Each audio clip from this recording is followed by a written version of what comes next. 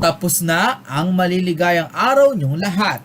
Ito ang kinumpirma ni Sagip Buhay Party List Representative Rodante Marcoleta at tiniyak na may kalalagyan sina Secretary Duque ng Department of Health maging si Secretary Domingo ng FDA matapos ang kanilang pagtutol sa ivermectin na gamot kontra COVID-19.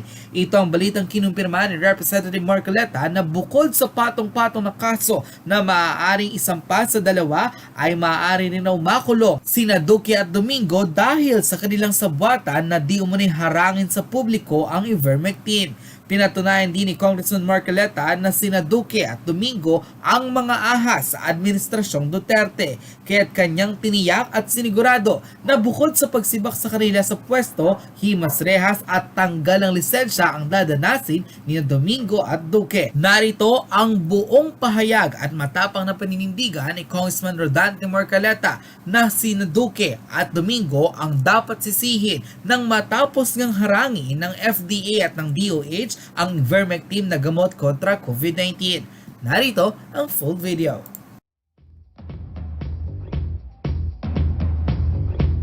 Po si Congressman Dante Marcoleta. Congressman Marcoleta. Afternoon, can you hear me? Yes, sir. Good afternoon, sir. First of all, I'd like to thank CDC-PH for inviting the four of us, members of the 18th Congress, in this joint conference. First, I'd like to probably tell you my observation as to the conduct of the last hearing yesterday via Zoom.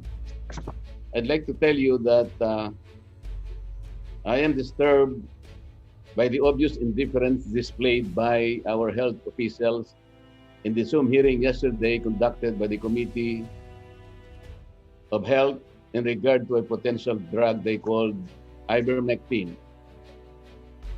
From what I know, the prior understanding was that the focus of the said hearing was the inquiry on ivermectin as covered by the resolution filed by our colleague, Congressman Eric Pineda. For reason that was not quite clear to me, the hearing dragged for several hours discussing contract tracing, swabbing, and the capacities of hospitals to accommodate the surge of infected patients. At some point, it took most of the time on finger-pointing and blaming sessions. I am not saying that these issues are not important, but discussing this at length that resulted in a picture of an almost overwhelmed health system. And for all our people to hear, I think did not answer the kind of assurance and confidence that most of us need in this most trying time. It seems to me that ivermectin was relegated to other matters in that meeting, giving us the impression that it was at least, or the very least, of the items that got the attention of the committee. Yet in reality, our people wanted to know more about it.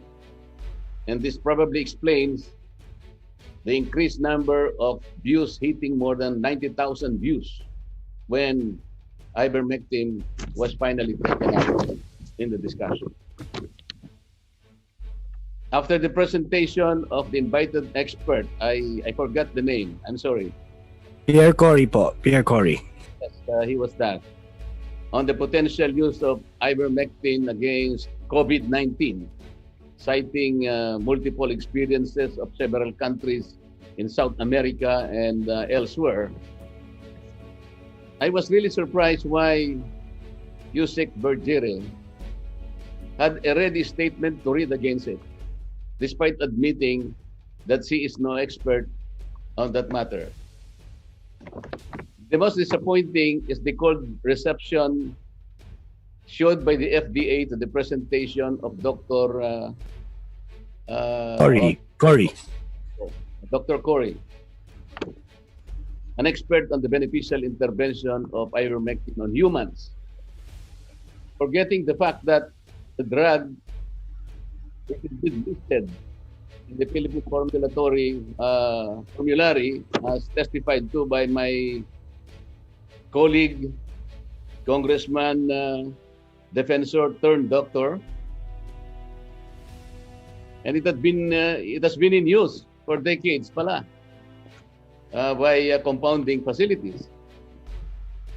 The doctor participant by the name of Dr. Landrino, did I get it right? Landrito po. Oh, Landrito, I'm sorry. Okay lang po. Landrito, I think he was peeved by the FDA's reaction of saying that they have not received any application for CPR or even for CPS on ivermectin, not knowing that it has to first act on the application for LTO as a requisite. And the person in charge, this is the most disappointing, cannot even report to this on the status of the LTO filed by Dr. Landrito, except to tell the committee that she will check on it. Check on it. But as the hearing lasted for more than 6 hours, the person never came back to tell us whether she checked or whether that check turned out to be crossed.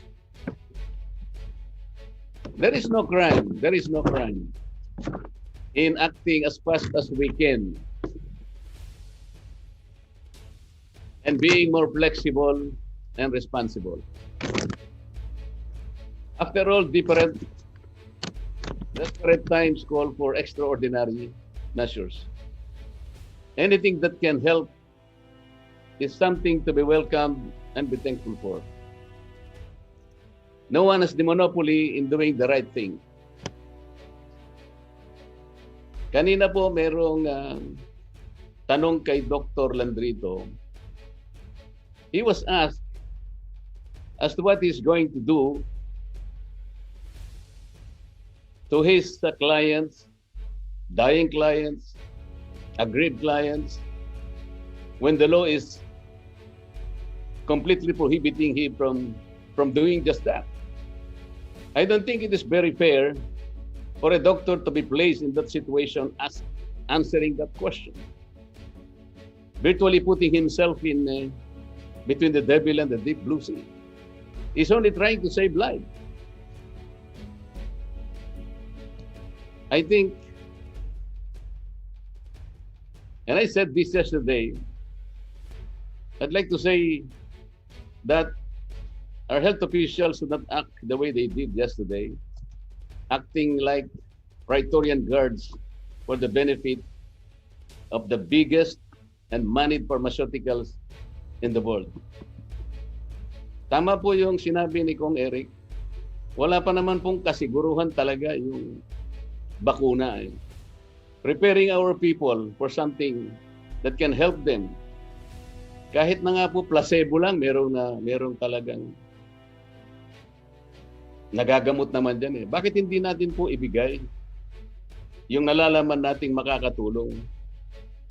Sapagkat lahat naman tayo ay apektado dito sa pandemic nito. Lahat po ng ating magagawa at pwedeng i-contribute in a manner that will comfort our people and be able to manage the very least among their expectations.